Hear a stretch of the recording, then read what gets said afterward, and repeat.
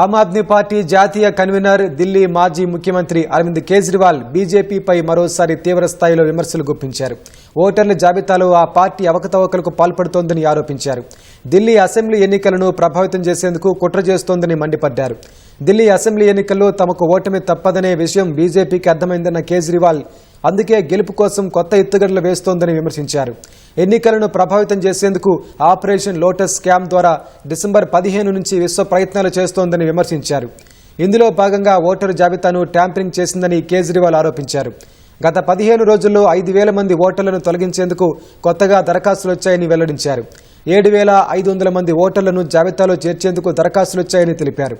మొత్తంగా 12% ఓటర్లు అవకతవకలు జరుగుతున్నాయని కేజ్రీవాల్ ఆరోపించారు. ఢిల్లీ అసెంబ్లీ ఎన్నికల్లో ఒంటరిగానే పోటీ చేస్తున్నట్లు ప్రకటించిన ఆమ్ ఆద్మీ ఇప్పటికే 70 స్థానాలకు అభ్యర్థుల జాబితాను కూడా విడుదల చేసింది.